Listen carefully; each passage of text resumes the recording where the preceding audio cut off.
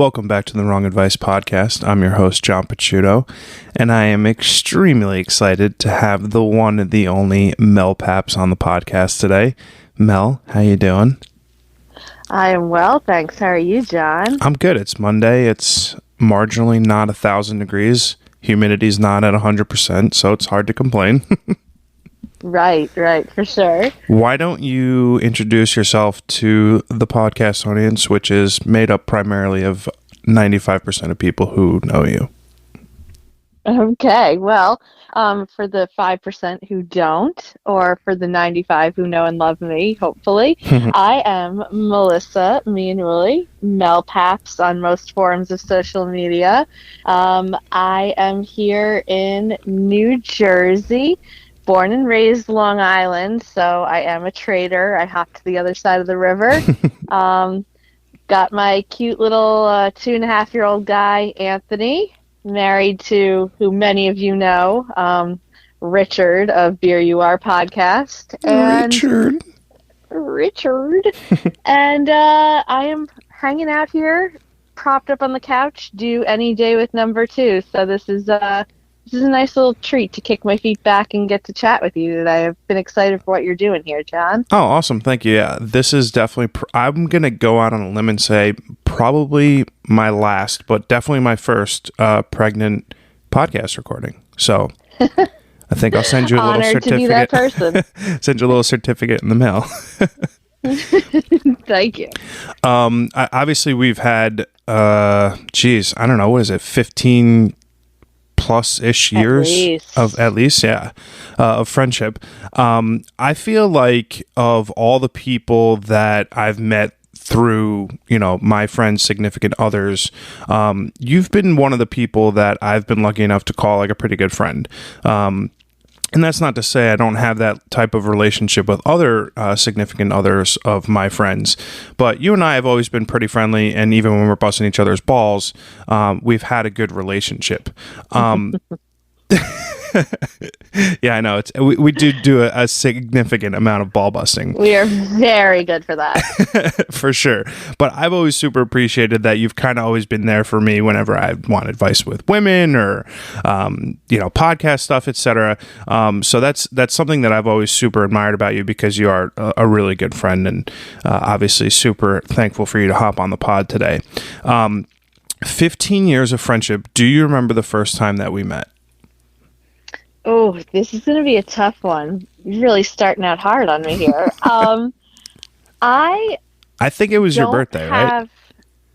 It could very well have been. I mean, my first true, recollection, at least for part of the night with you, is, someone's birthday. So it could very well have been mine. But I have many, many memories, some fading, of us partying back in the day, and specifically, I think Rick's 21st also really stands out.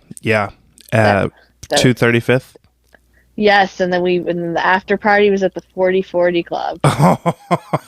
Yeah. Oh man, those are the days, Mel. I'll tell you. 14 years ago, John Picciuto got after it pretty hard. 35-year-old John, not so much. Did. I know. It's amazing how far we've come. It could have been a bottle to the face back in the day. Now it's a beer bottle max. No more vodka bottles. For sure. I look at kind of a lot of the relationships that engulf my circle. All my friends are pretty much married. My sister's engaged. My brother's married. I find it sort of inspiring / jealousy that I get. So one of the main questions that I had coming into our recording today was, what do you think makes a good relationship, and how have you and Rick been able to build this bond that is, I guess, I don't know, 18 to 35. It's, or 19, whenever you guys met, you're going on damn near 20 years.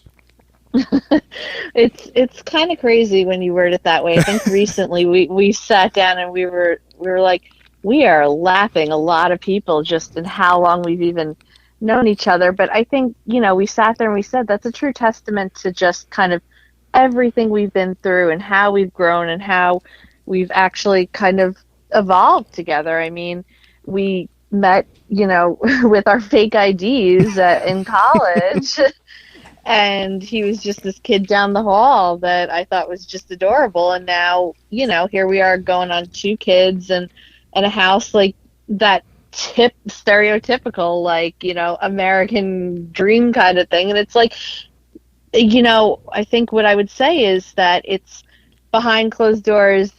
It's been work. Relationships are work, and I think that that's one of the great things about him and I is that we've made the commitment to make it work. Not every day is this rainbow, but then some days are, and we've had to, we turned 21 together, which was a milestone in life for everyone pretty much. And, we've watched friends get married years before us. We've watched other friends have these devastating breakups, and we've had our own bumps in the road. We've taken breaks, and, we came back stronger than ever, saying we're making this commitment to each other. And I think the one thing that I really appreciate in him is that he has never really said anything besides good things and encouragement when I say I want to try something or do something in any facet of life. He'll give me his thoughts on it, but if I say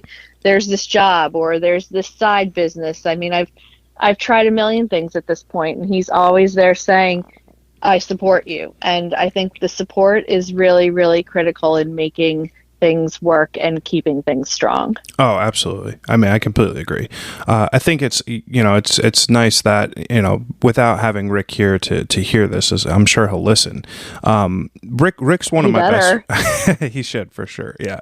I think we were lucky growing up, because Rick and I didn't start off as friends. Like, I picked on him relentlessly as a kid, and I don't really remember this, like 4th, 5th, 6th grade shit. But we didn't really become friends until I think Steve was really good friends with him, and then I was hanging out a lot with Steve, and Rick came into the picture, and we became really good friends in like 8th grade, 9th grade, and whatever that was. But Rick and I have such a good friendship now. Like, we got into a fight a couple weeks ago, and we were just able to really quickly bury the hatchet. And it's a testament to like kind of the character that he has as a human being. Like, he's just such a genuinely kind-hearted, like, good person that, like, I know I could be like, listen, man, I need XYZ, and like he if he can do it, he'll be there for me. And obviously, I'm sure you can kind of attest to that from a hubby perspective. But you guys like have been together for a super long time. Is there anything that you think that you can point to, whether it's like commonalities and sense of humors and whatever it might be, having the same favorite movie? Like, how do you have a relationship that has grown and continued to progress for such a long period of time? Because this is just genuine inquisition on my part, because I've obviously not had the same relationships. Right. For sure. Well, I would say, yeah, we share, while we both have our own very diverse interests, obviously you need to have some common ground of things you want to learn together, do together to keep this going. And I would say we definitely both have a lot of interest in traveling, or even beyond that, exploring new things, I think is the high level thing to say. New music, and of course even old music, all genres we like to listen together and check out together, concerts, travel, as I say, exploring new places. He's got, I call him my own Google Maps, and I know it's caught on with a lot of people now. Namely me. He's got this abundance of places he wants to go and recommendations that he wants to share, and I think that that's so great. I have that same feeling in me, even just eating, food. We like to try different types of food. We're not conformed to just, we only like Italian. We like to try it all. If it doesn't work, okay, fine. But, we went to Thailand for our honeymoon, and he, from halfway across the globe, planned the whole trip and picked winners of places, and I just kind of went along with it. And I was like, I'm down to explore. I'm here with you. But, we share that commonality, and that we want to try new adventures and try and explore new things. And I think that also, to answer your question, really has kept the momentum in our relationship, in that, there's truly never a dull moment with things like that. That's cool. You touched upon obviously having his support in chasing, work, jobs, career stuff. I know that like a lot of people do, what do you call it? What is it? Marketing stuff, like the products that you sell. Multi-level marketing. Multi-level marketing. Yes. A lot of people do that stuff in their free time, but it takes a big commitment, not just in time, but like in drive. Like you've got to do a ton of work. How did you get started with that, and like how much has that impacted like your day to day? And is it the thing you do? I think you have a regular 9 to 5 as well, correct? Yeah. So I am a marketing manager for my 9 to 5, and then in between, in pockets, I do a multi-level marketing business on the side with a skincare company, and I started ironically right before the pandemic hit. Not even seeing that coming. I thought, I've used the product. I can genuinely vouch for it. I would never ever put myself behind something that I don't have belief in, that I haven't tried. I see some crazy people on Instagram just, desperate for a couple bucks, being like, try this pot or pan. And I'm like, what are you doing? But, I could genuinely vouch for it. And I said, you know what, for the amount that I'm using it, and sometimes people would ask me, oh, what have you been doing lately? Your skin looks good. I said, I could be sharing that knowledge and actually making money from it. And I'm not here to take, any money from my friends. I made that clear from the start when I launched. I said, if you're interested, come ask me. I'm not pushing anything on you. Yeah. But I am here if you're interested. And so, like I say, launched it right before the pandemic, and literally the next month the pandemic hit. And what's really kind of crazy is that the company had some of their best months with the pandemic, because everyone was online shopping, and you couldn't go to the spas and things like that, and all the Zoom meetings, everyone wanted to look their best on Zoom meetings. So it has gone really well, but it was another thing in the mix on top of the 9 to 5, being a parent with a kid home from daycare, with daycare closed, and just trying to be, a spouse and a partner. So it was a lot, and that was just really getting it off the ground. I feel now I finally found sort of an ebb and flow in everything, and that, I find a little pocket of time. I try to answer when or if someone writes me questions in a timely manner, but I also don't check every hour of the day and be like, I have to get back to this person. People know and respect my time, and that's what I appreciate in this. And everyone's really been supportive, and I like that in this industry. I know it can get a somewhat negative rep for pyramid schemes. There are unfortunately pyramid schemes out there. That is a little different, but I like that I've even found a group of women supporting women. It is a lot of women, obviously, in the skincare industry, and just that bond and networking that I found, especially when the world was so isolated, was really, really nice and comforting. And, you can cheer each other on without it impacting your own business or tearing someone else down. If someone feels they want to try this, then just support them. It's a like or a share is not hurting. Oh yeah, I completely agree.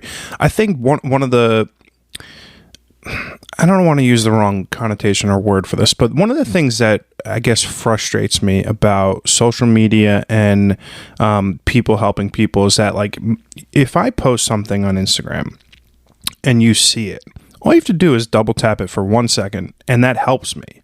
And I feel like a lot of people, in most cases, will see the thing and not interact with it or not appreciate it. And I'm not like begging for the validity or validation of whatever it is that I'm doing, whether it's this podcast, whether it's my photography.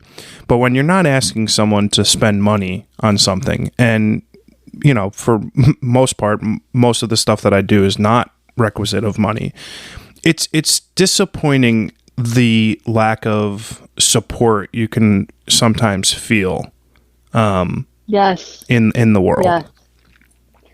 I couldn't agree more. I think it, when someone's following you or coming to your page, that's them actually taking the initiative to come over to your, excuse me, page. And so I think at that point, what is it hurting to just kind of give the person a double tap? I mean, I know it sounds so trivial, but I at the know. same time, everyone understands the power of social media. If you're on it, you do grasp that. And they also know it's no secret these social media sites have algorithms. So if you throw someone a like or a share or a comment, it's helping them and it's not costing you anything. I consciously try to do that for everyone. I don't think it hurts at all. I support whatever everyone's trying to do on the side. Yeah. I I'm think here it's. for it. I was just say I think it's funny because like I don't know, a couple months ago I shared this thing like, oh, Instagram algorithm has changed. The way they weigh your content to push it out to other people other than the ones that are following you is now different. So if rather than double tapping, you just press the little button to the right that says save, that helps me. But it's like you're asking people to do something that's really not any different than what they're doing. And the inability for some people to be able to just look at that other than being like, oh my God, John's just dying for likes. It's like, no. In the ability for me to grow from a social perspective, which will help me out, like I need you to take 4 seconds to do this thing for me. It's so unfortunate. Right. It really is. You're a mother. You've got a 2.5-year-old, I think you said, and you're popping any day now. How has the last year kind of impacted your like life? I feel like COVID for parents was for parents, teachers, nurses, doctors, first responders, all these people had so much additional stress and so much additional weight that it doesn't get talked about enough. So what was like the last year of your life like, and how has it impacted your relationships? Oof, that is a loaded one. But I'm glad you brought it up because I mean, it's not until, of course, now we're starting to see some signs of life come back and some sense of normalcy that people are talking about it. But it's been one hell of a year. I mean, it has challenged almost every relationship in my life, honestly. I mean, it starting with just when our son was home with us, Anthony, daycare closed, and we had to pivot, balancing, trying to do it all, and you went from nothing to everything. And I, I'll say this: I mean, stay-at-home parents, they've always had my respect, but now it's on another pedestal. I mean, I genuinely enjoy working. It's something I would never give up. It's just something I want to show my children that this is what mommy does. I went to school. I want to put my degree to use, and that's just me. So I just want to be clear about that. But God, stay-at-home parents, I give them so many props because even just getting a taste of that, Yeah. working and looking after Anthony, even with the support of Rick, because we were both doing it, was next to impossible. It's a juggling act that it like varies day to day, hour by hour. Yeah, I mean, some days, I mean, Anthony would be sick. Some days he wanted all the attention. Some days he was content with the TV, and nothing was the same day to day, and that's what made it so unpredictable. And that's life in general, but I mean, adding the stress of COVID where you're just kind of feeling isolated in your house. We felt the walls close in on us, honestly, and it just it was a lot of weight. Even waking up, I would wake up a couple nights, especially in the beginning, the middle of the night to get a slot for grocery delivery. And Oh yeah. you were like, how did this become where we're at? And so you're not sleeping, you're just worrying about groceries even. But it definitely challenged, as I say, almost every relationship. Friends would say, oh, did you go out? Did you like? I got I got attacked in a Facebook group in our town because I was still actively running. I love to run, and it was my one moment of like zen and getting out there. And I wouldn't wear a mask because it was very, very quiet over here. Everyone was inside. I would go off the beaten path. I I mean, you're wasn't on our outside. right. And I guess someone saw me, and it was a thing in our Facebook Oh, group God. where, yeah, and I mean, just There's even nothing little worse things than like Facebook that. Karens.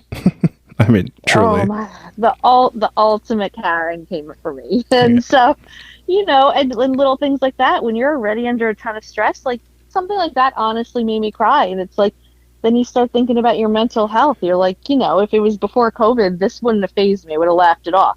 Here I am, sobbing over someone saying, wear your mask while you run, or you're giving me COVID. And things like that. It challenged relationships with family. Everyone was handling it differently. I mean, you've got family in different states, you've got family with different health conditions, and then it becomes challenging between you and your spouse, even how you feel you're handling it versus how they might want to handle it. And it was pressure from every which direction. And Yeah.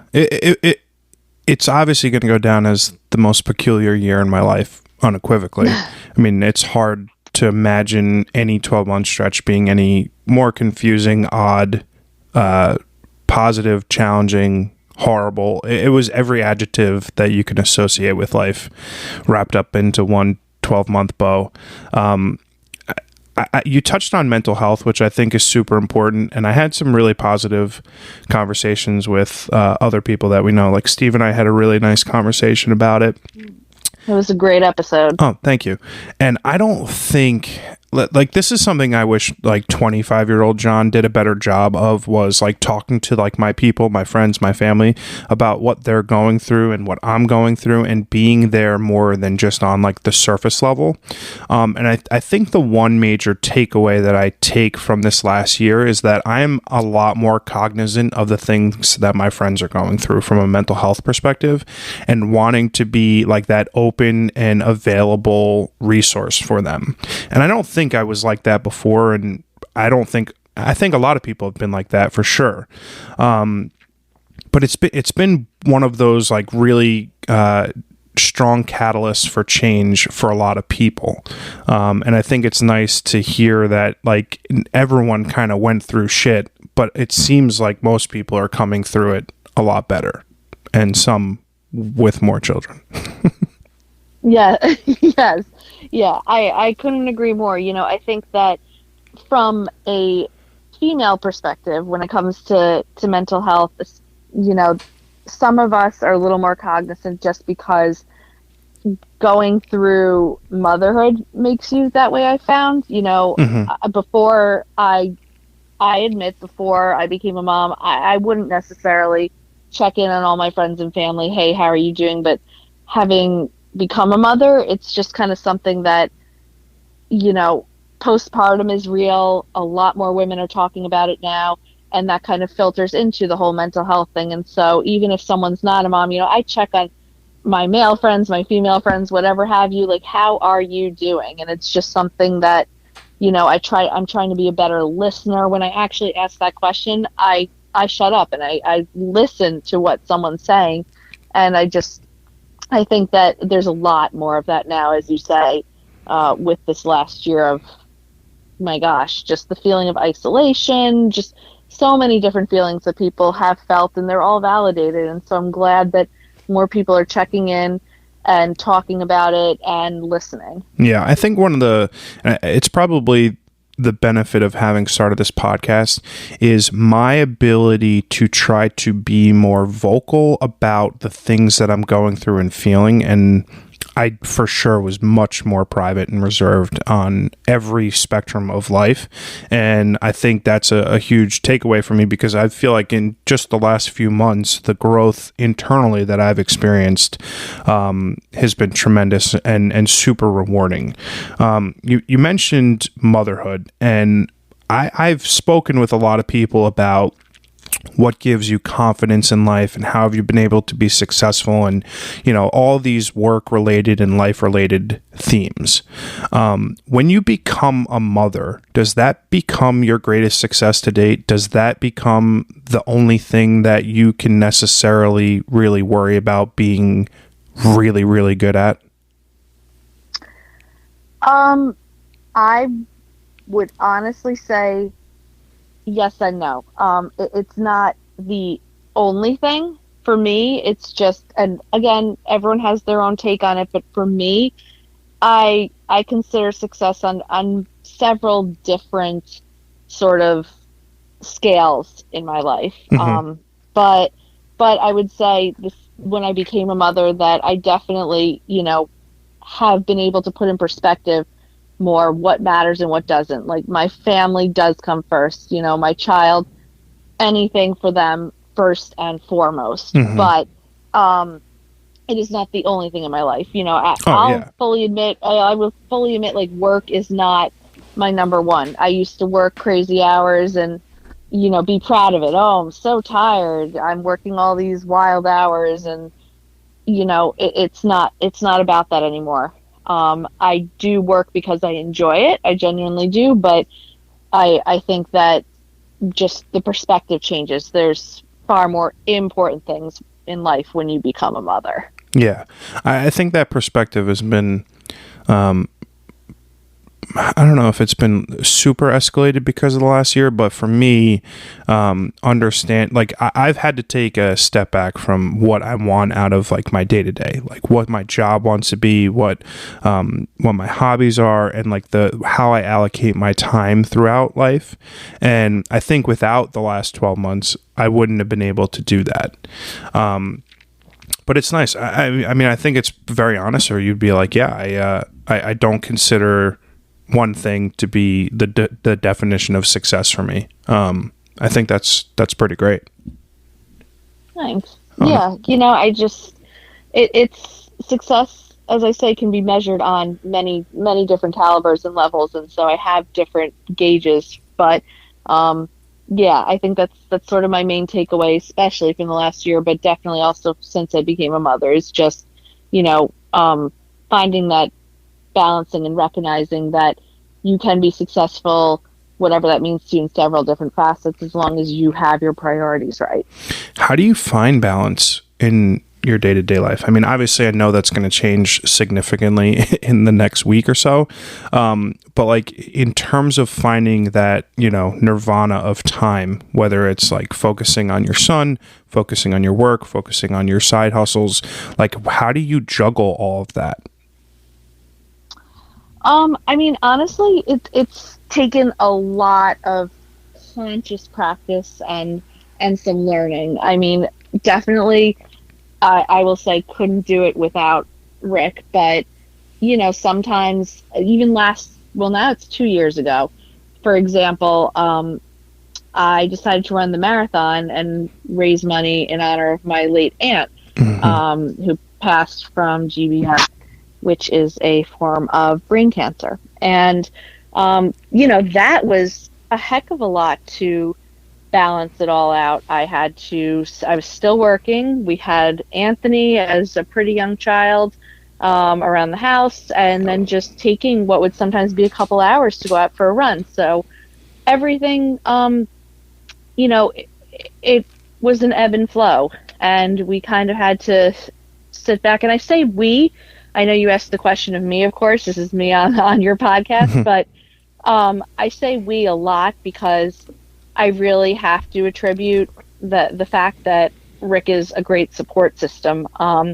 I don't think I would have found this balance alone, but at the same time, God forbid, you would have to. Everyone makes their own trials and tribulations work however it makes sense. But I think for me, I've kind of just found this space where I say, all right, this is what's going to get done today. And if XYZ don't get done today, they will move to the list to tomorrow. And you have to kind of chop at things. You can't look at this whole to-do list and say everything's going to get done today. I think that's been sort of my greatest lesson through all of these things that I've taken on these last couple years is that, you have to find peace at a certain point saying, I can't do everything today, Hmm. and I might not even tomorrow, but here's my list, and, this is how I'll break it down. Things change. There's going to be the curveballs, and you have to pivot, but um,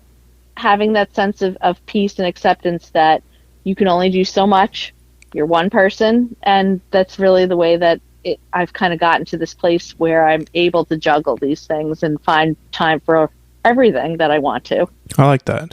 I find it a uniquely important question to ask because for me, finding balance in my life is super easy because I don't have dependents and I don't have a significant other. My time is fully up to me to kind of control. Like, so, if I want to record a podcast at 10 a.m., I could do that. If I want to go on a vacation, I could do that. I don't have to worry about how my actions Right. or my schedule impacts other people. So I think that's like really important for people to kind of hear and understand for sure.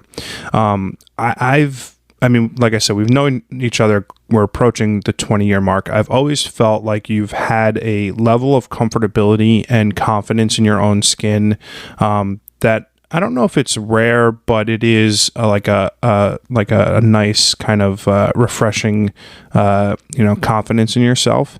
What gives you confidence in any aspect of life, and is it something that you are either born with or something that you can learn?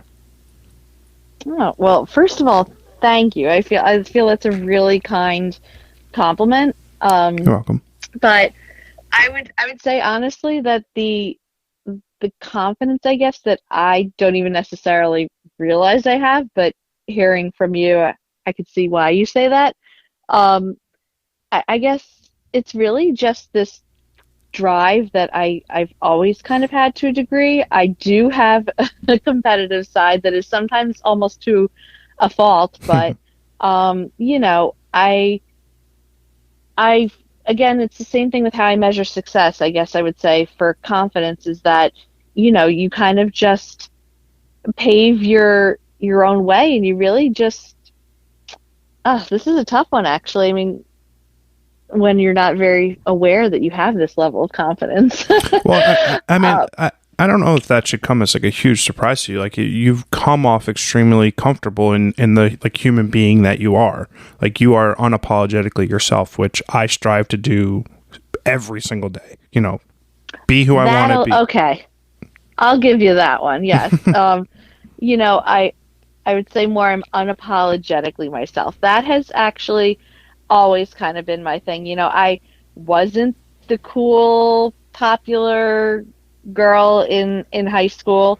Probably wasn't even in college. I don't think I am even now, but I've just always unapologetically been myself. I am who I am, and sometimes it upsets people. But I'm very clear with people at the same time. I say, if you're going to ask me my opinion, I'll gladly give it to you. I'll give it to you unfiltered, but I make no apologies for that. If you, I put myself out there. I Hmm. figure I try everything once, and if it doesn't work, okay. But So you could if see, it does, you could see on the outside how that would lead me to say that you are very confident in yourself, I get even though that it might now. not seem that I way get for that. yourself. I could see that now, so Yeah, I'll give you that. fair enough.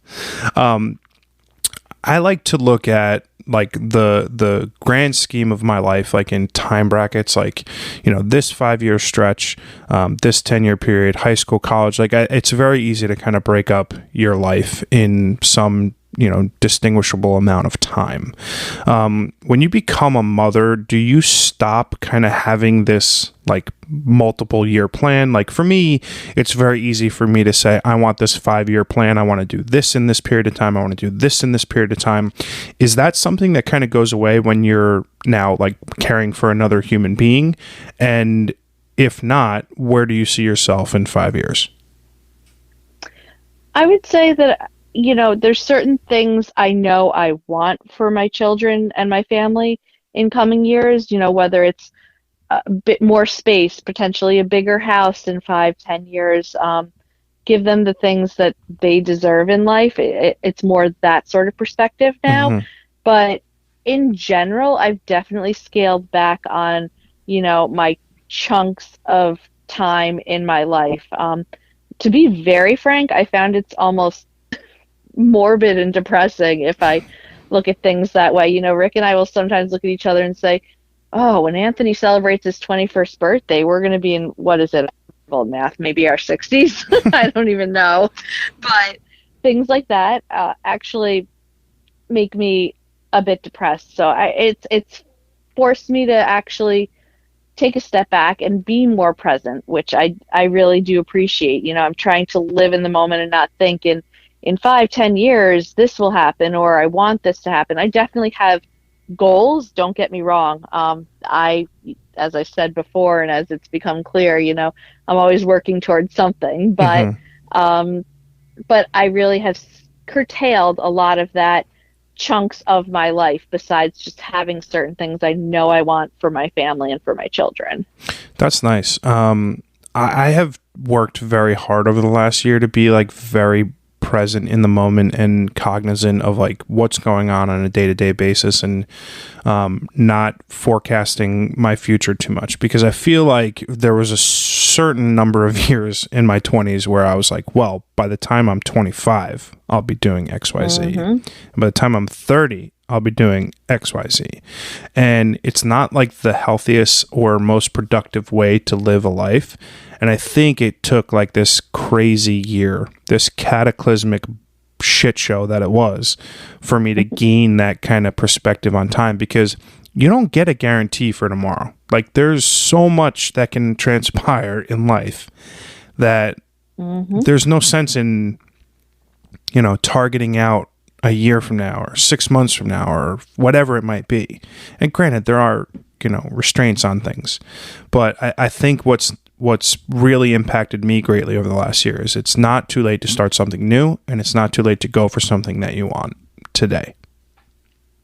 100%. I couldn't agree more. You always want to think big, dream big, go after goals, aspirations, but the mentality of living more present has definitely shifted, especially in this last year, as you say. I mean, no one knew when we're coming out of this thing. I don't even know if we're calling it coming out of it, but wherever we are now is sure at least a breath of fresh air. But people lost loved ones. Just, you really don't know day to day, and the thought of trying to live years ahead, it's a tough mentality. I mean, I think back, because I was the same way. I'll admit, really, really, really wanted to get married. I got caught up in the concept, and I would always make my little comments to Rick back in the day, and, oh, where's the ring? And I'm at least able to have perspective now, where I could have cooled it a little bit. We got there, and that's what matters. But planning ahead and everything, life has its own way of just figuring things out. It really does. And sometimes it works in your favor, sometimes it leads to heartbreak or upset, but one way or another, there's only so much control you have anyway. So it makes more sense to just try your best to be in the present. I think that's a really refreshing perspective to hear from someone who has like ticked a lot of like the quote unquote life boxes, because so much of the reason behind starting this podcast was like me feeling unsettled in the position that I'm at in life, in both a positive and a negative way. And I think it's nice to hear from someone who's gone down the list, who's, you got the house, you got the kid, you got the marriage, you got all the things that you're supposed to go about checking off on your list. And then you also come to the point where you're like, whoa, geez, but like I didn't need to rush into all this. It's not, I want this stuff for me, but I don't necessarily want it because someone else is telling me that I need to have it. And when you're me, 35, single, you look on the outside of what everyone else is, going through, and how it's hard to find relatable opinions and themes on things when the lives we lead are drastically different. So I think it's nice to hear that refreshing take where it's like, yeah, maybe I could have chilled when I was 25, being like, when are we getting married? When are we getting married? Et cetera. So that's kind of nice to hear, honestly. Yeah, yeah. And I mean, I've really tried to be much better about that mentality. I'm able, like I say, to look back now and recognize where some of those moments in time I did slip up. And, everyone slips up, but just recognizing them even is sort of acknowledging, moving forward. And for what it's worth, I mean, our years of friendship, John, I've always, always respected you and how you've gone about handling everything in your life. You've had your ups and downs, and I've really enjoyed watching you grow, even as a person and as a friend, and especially with this podcast and your photography. We've got pictures of yours in our house. I like what you're doing, and you've grown so much, and it's honestly been a pleasure as your friend to watch. Oh, thank you, Mel. That means so much to me. Honestly, that's too kind. But it's super appreciative because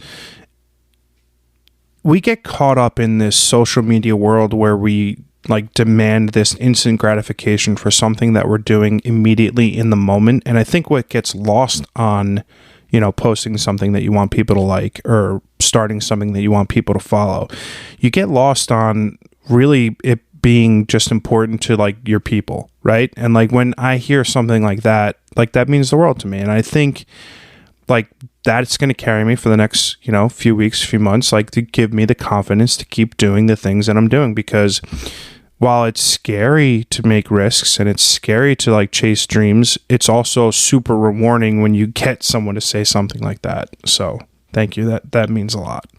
Oh, no, I genuinely mean it. I mean, I from the second you came out starting with this photography, I said, I can't believe you waited this long. You had this hidden talent. So I just support you not only as a friend, but as a person. It's nice to see you taking on sort of your own direction, and you're doing good things.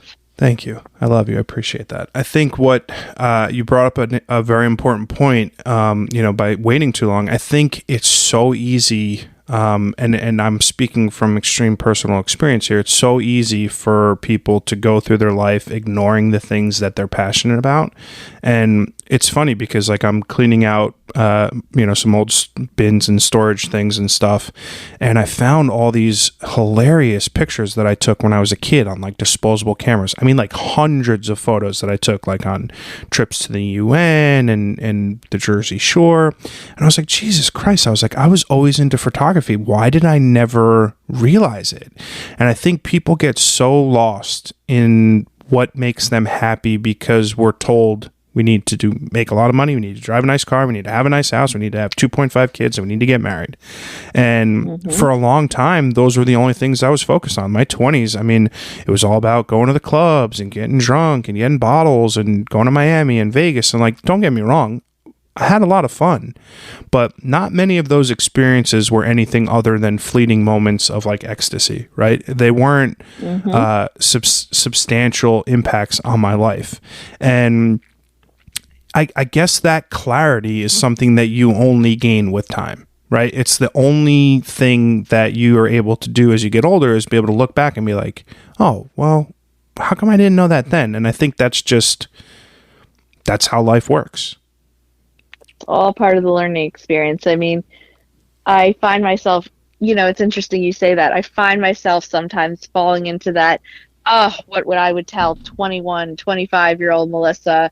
And I'll probably try and say some of these things to my kids one day, but everyone's got to learn on their own time and through their own experiences. And again, they were such fun experiences at the time, but definitely a lot of this stuff that we're realizing now has been in front of our own eyes for so long. And a lot of it truly is fear holding us back, and I've seen in this last year, so many of my friends and family come out trying new experiences, launching new things. I've got a friend got her yoga certification. She, long term, who knows, maybe a studio or something.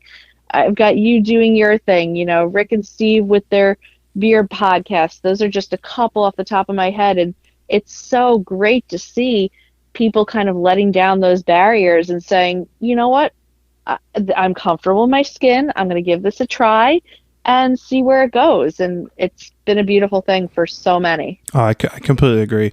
I think fear is incredibly motivating when it's put under the lens of like a life or death kind of thing. And I'm not saying like COVID was this huge cataclysmic thing. I mean, millions of people have died. It's been a absolute shit year. But what the perspective gained from it is that you can do new things. You can try new things. You can chase dreams. And I hate to say it, but like when I was 25, I would never have chased these dreams. I mean, I remember when I was doing all that writing online, like for a very long time, I told absolutely no one that I was doing it. I was so embarrassed by it. I couldn't believe that I was writing for all these websites. I was like, who the fuck am I? Like the male Carrie Bradshaw. Like I was mortified that I felt like I could be this person. And I think that was a terrible perspective. I think it was such a shit way for me to go about something that I was extremely passionate about and something that I loved. And like 25-year-old John doesn't realize that, but 35-year-old John does. And 35-year-old John wants to be a photographer and wants to host a podcast and just wants to be happy on a daily basis. And again, perhaps these are things that only come with time, but it is an incredibly freeing feeling when you're able to reach that like internal clarity that allows you to kind of, you know, progress in life without worrying about the consequences or the wreckage of the future. Couldn't agree more. That was extremely well said. Thanks. You're obviously a person who, again, outside looking in, has done the things that they want in the manner of which they want. And you know, I don't know if it's a confidence thing or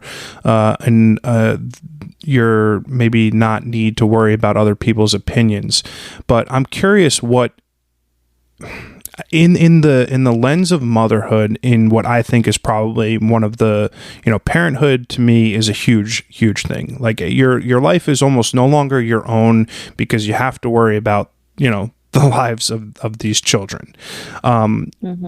Taking that kind of viewpoint to the side for a second, what's like a personal dream that you have for yourself that doesn't necessarily fall within like the family frame? I really have some high aspirations and goals for myself personally in terms of my career. That is one of the things that I gauge success. I keep going back to this, but that's one of those success points for me. I definitely want to keep pursuing opportunities until I climb the ladder a bit more. I know with a higher position means more exposure in terms of, you know, if you mess up, like it's your head on the chopping block. You're not just the lowly employee that you can point fingers and look elsewhere at, but that's something I'm definitely willing to accept and working towards. I definitely want to have more accountability in my career. It's something I take pride in. And so while, yes, it does, that decision does impact my family, if you even put that aside, it's still something that I very much want for myself. It's something I've always said and still have eyes on the prize. So that's kind of my own personal hope to achieve sort of goal. Nice. I like that. Do you have a bucket list? Definitely. How many items are on it? Right now, we've actually been able to check off a handful of them, but there's still a handful that obviously we need to get to. A lot of it is still focused around traveling, and then a lot is more smaller scale personal stuff. You know, the marathon was on there and I've been blessed to check that off. You know, I think, as we said, a lot of it was sort of things that I've been lucky enough and fortunate enough to have found already and checked off, but in retrospect, you know, would have been okay if some of those had taken more time. Yeah. But yeah. That's cool. Always evolving. Yeah, I asked that question because, like I said, I'm doing some spring cleaning, and I found an old journal, you know, surprise, surprise, my diary. And I had a bucket. Aw. I had a bucket list, and I was like really, really. I was happy and also disappointed on some of the things that were on there because, I can't remember what year it was. I think I want to say like 2011 or 2012. I don't remember off the top of my head what year it was from, but on the bucket list was a alarming and embarrassing number of material things. Buy XYZ, get XYZ, and I was like a little, I was disappointed in myself. I guess, 23, 24 years old. That's the frame and the lens in which you look at your life. But it's funny because I made a new one, and the the gap between 23-year-old 2011 bucket list and 2021-year-old 2021 bucket list was pretty staggering, and I think it's a cool thing to do, and I'm probably going to start updating mine like yearly, and then like also try to do like small short-term bucket lists, like a 30-day bucket list, maybe a 6-month one, and sort of make it like a goal setting type thing. But I wasn't sure if I was the only one that actually did that. No. I've got the bucket list, but I actually really like this idea, and it sort of ties nicely into what I said earlier about how I try to break down into what can I do today, what can I do tomorrow, what can I do longer term. I think that also tying in some goals for myself into those would be, I like that idea a lot, actually. Feel free to take it. I'm happy to share it. I think I will. What's funny is actually, in looking back, it made 5, 10-year-old Melissa, my bucket list was one thing back then. My parents would ask, what do you want to be? And I wanted to be the first female president of the U.S. So, wow. I mean, my list is, that was actually my dream job. Wow. Well, Yeah. I'm assuming that's no longer the case, right? No, Politics is just politics. shit. Right. Right. We've I have a tough skin, but not that tough. Yeah, I've made conscious decisions just over the course of the last 4 or 5 years to try to limit the amount of political conversations I have with my friends to as few as possible, because first of all, it doesn't matter. We're fucked regardless. And second of all, it's like the religion thing. You can argue till you're blue in the face and no one's going to budge. So it's the same thing. It's like, why are we going to waste our breath and have an argument over something that's completely unnecessary? I couldn't agree more. I've had people try to engage me in a lot of those types of conversations. And I'm guilty of it. I'm so guilty of it. But yeah, I'm consciously trying to not be that way any longer. I think it's definitely on my bucket list to be less of a shithead, for sure. What inspires you on a daily basis? I mean, it could be any number of things, but I'm just curious, like what do you do that like reduces you, recharges you, and like inspires you to, keep going? Definitely several factors. I mean, ranging from, physical stuff. I've just been more of the athletic type my whole life. So if I'm having a rough day or I need a mental break, I'm going to hop on the bike, or I'm going to go out for a walk, or, when I'm not pregnant, for a run. Even some yoga to clear the mind. Anything sort of athletic, exercise related, definitely it inspires me. It recharges me.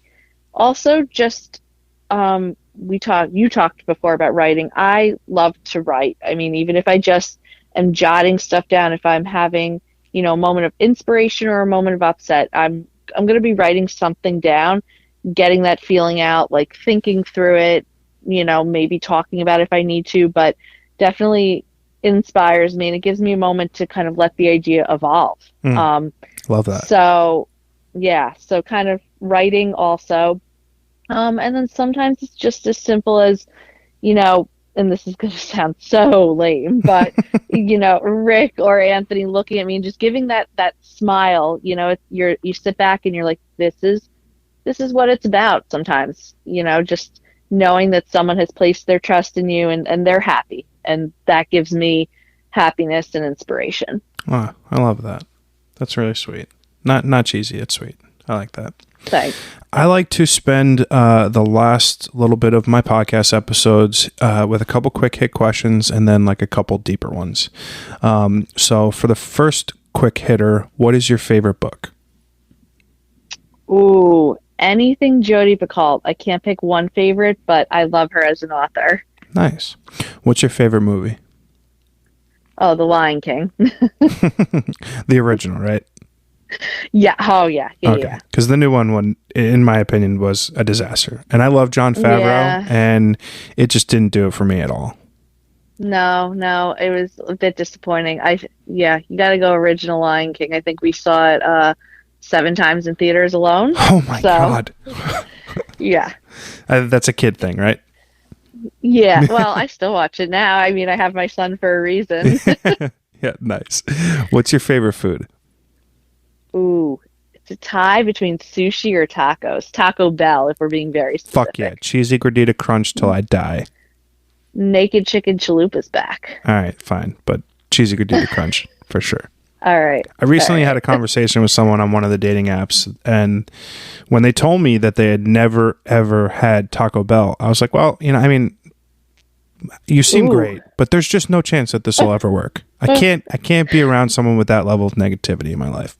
That's a quality date night spot. I mean, it's certainly not expensive, but it is delicious. Right. Call me a cheap date. I would go to Taco Bell at a date.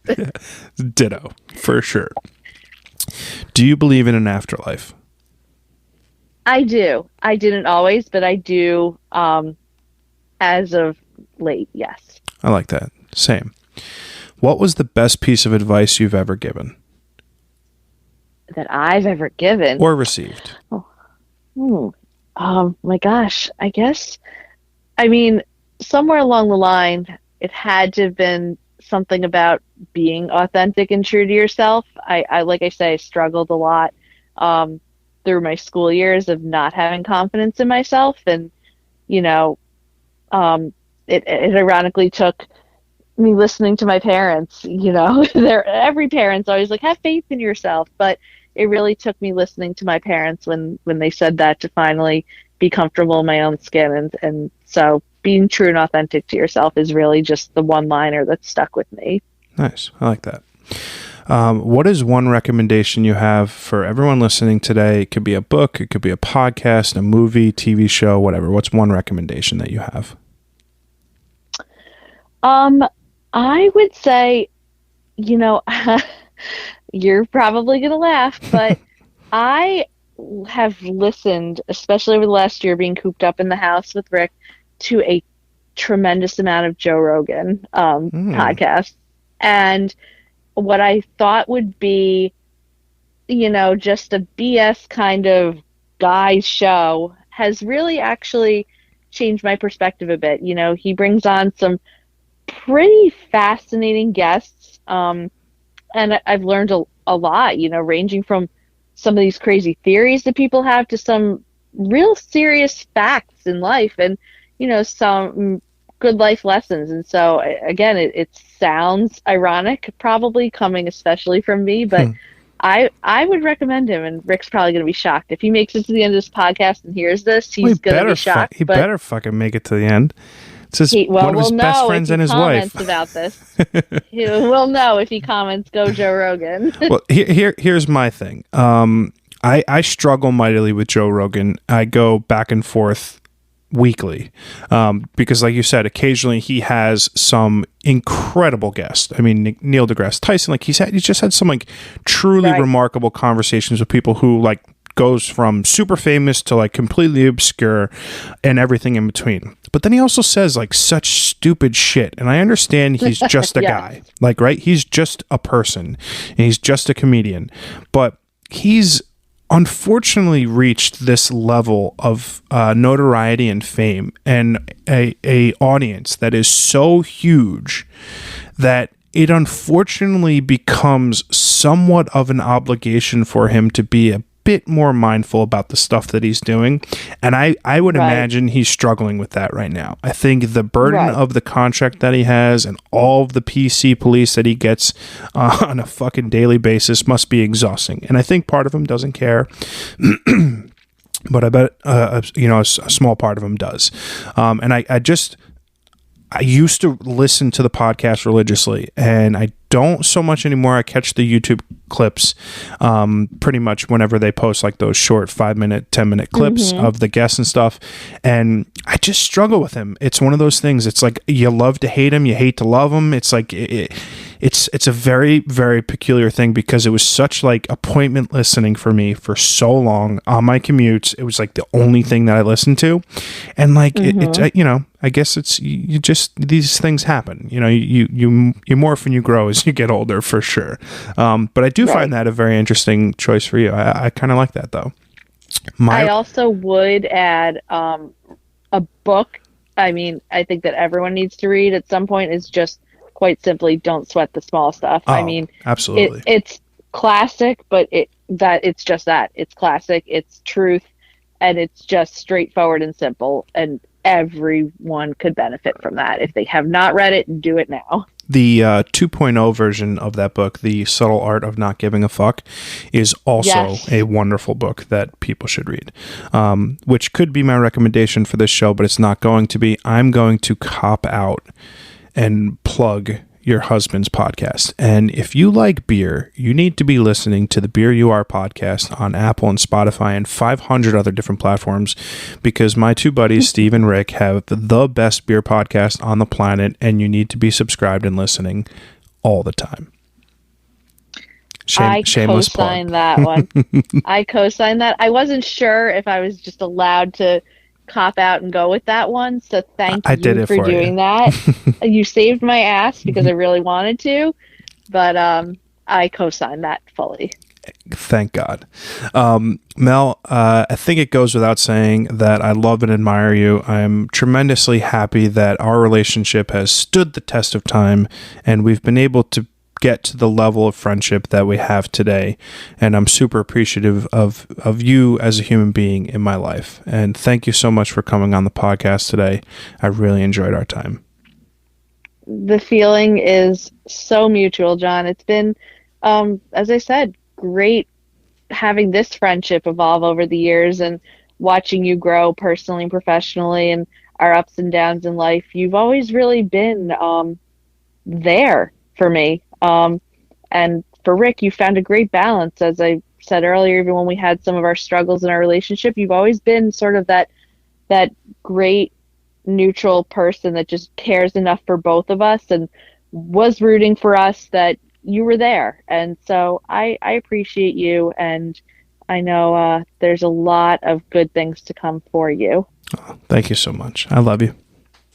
I love you back. Have a great one. Take care. Thanks, John.